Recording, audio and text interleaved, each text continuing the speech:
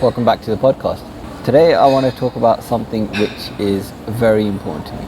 I'm very big on routines, on habits, on tracking habits, on self-development, journaling, and I listened to a podcast episode by a Professor Huberman, and he talked about the optimal or the best morning routine, and he mentioned concepts like going outside within the first 15 minutes of waking up so you get some exposure to sunlight, that type of thing. I think it's great, but I left that session of listening to that podcast feeling like he really missed what has worked for me, and none of what he said really added that much value in terms of the things that I feel have had the most impact on my life, especially when they're done first thing in the morning. So I wanted to talk about that. Now, as a disclaimer, I'm not saying that I wake up early every day, and at the moment it's pretty hit and miss. But in the past I have been fairly consistent for long periods of time, and so I'm going to draw on a lot of my experiences from the past, where there's been really huge amounts of benefits in my productivity, in my well-being, in my mental health, from these small incremental changes. Let's get right into it. The first thing that I think people should do, and that's worked for me when waking up in the morning, is loud simran. Now, it sounds really simple. In Gurbani it talks about how when you do simran you have to pay attention to the sound of your own voice. So this thing that I started doing was I'd set my alarm for 5 o'clock in the morning, and then as soon as the alarm would go off, I'd get up and I'd try and do 10 minutes. I'd try and do it loud so that the first thought I would have in the morning would be killing my thoughts and focusing my mind through meditation. Now, I've tried lots of different types of approaches. I've tried mindfulness, I've tried different things, but that has worked best for me and it's had the most impact. A couple of things have happened for me. One is I started always waking up at the same time because my body got into a routine, which I think would happen anyway, regardless of whether it's a good habit or bad. If you're consistently doing something, your body's just going to fall into that rhythm. The other thing that started happening for me is I'd wake up feeling really tired and exhausted, and when I do the loud simran, my mind would start to focus, and because it was loud I wouldn't fall back asleep, and perhaps because it was loud I would sometimes end the simran, the 10-minute simran, and I would feel wide awake and ready to start the day and full of energy. It was bizarre, but there's something about killing your mind, focusing in your mind first thing in the morning that is really, really impactful. Third thing I found is my thoughts during the day were a lot better. My mind was a lot clearer. I was happier, more productive, more creative. And I find aligning yourself first thing in the morning is such a powerful thing to do. It impacts on the rest of your day, which is going to impact on the days start to accumulate, and it's going to impact on the rest of your life. First thing in the morning, loud simran.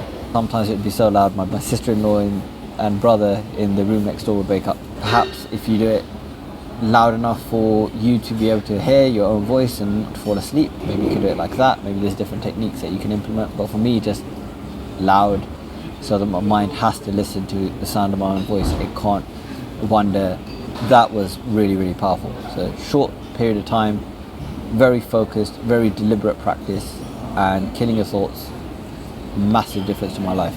First thing. Second thing I found really helps me is reading first thing in the morning. So I have areas that I want to develop. At the moment I'm working on management, so I will read books on management, and these aren't the most interesting and engaging books in the world, so it's not something that your mind necessarily gravitates towards. Personal development books in general, they're not the most exciting thing to do, but if you read 10 pages a day, if you read 20 pages a day, you're going to get through a book a month. If you imagine you read a book a month, that's 10 books in the thing that you're weak in, the thing that you want to improve in. So by the end of the year, you're going to be a completely different person. You're going to have learned. A book is essentially someone's life experiences put in 300, 200 pages. So you can learn all of that life experience. You can learn all of that wealth of knowledge from someone within the convenience of your own bed, within the convenience of your own home. I would highly recommend 10-20 pages a day just having that as part of your morning routine. And I found that to be really impactful, really sets me up for the day, much better than going on technology, going on your phone first thing in the morning. It is a bit meditative in a way, because your mind has to read the words, so your eyes have to focus on the letters, your mind has to process what's being said, and you absorb things in a different way to what you would do if you listened to a podcast, or if you watched a video, or if you went on social media or checked your emails. So it really, these things really help, these two things that I mentioned, in the morning and also in the evening as well, to really prime me for the morning period, the day, and then in the evening to wind down and get ready for the night. The third thing I would recommend, which I'm not as consistent with, is exercise. And what I did do when I was consistent was I would put the shower on, and in the bathroom I would do a quick circuit, and it might be 10 press-ups, and that might be it, or it might be 2 press-ups or 3. But I've found if you link routines, something that you're routinely going to do, like having a shower, with a routine like doing press-ups, I find that works really well, and it becomes not so much of a hurdle. Going to the gym is going to take a lot of time, it's going to take a lot of energy, it's going to take recovery time, but doing 3 press-ups before you have a shower really takes 5 seconds, and it's going to have impact on your life. It's going to improve your posture, it's going to make you less likely to get back pain, it's going to start that ball rolling so you feel like being more physically active. And all of these things, they're not time consuming, they're not very effortful, but if done on a consistent basis, they would have a massive impact on one's quality of life. And that's my true belief. That's why I'm really passionate about this, and that's why I want to talk about this topic, because if you go on YouTube and type in morning routines, there's tons of stuff. If you listen to podcasts, if you listen to successful people, they will talk about their morning routines, but sometimes it's very lofty and unachievable.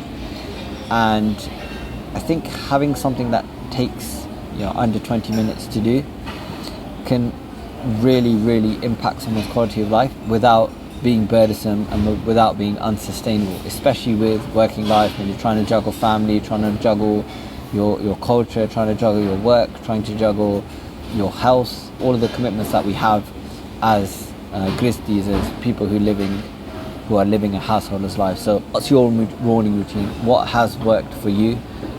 I'd love to know. I'd love to be able to share your morning routines as well. So please leave me a comment or DM me, and I'll add all of this to the description box so that other people can learn from your experiences and what's worked for you.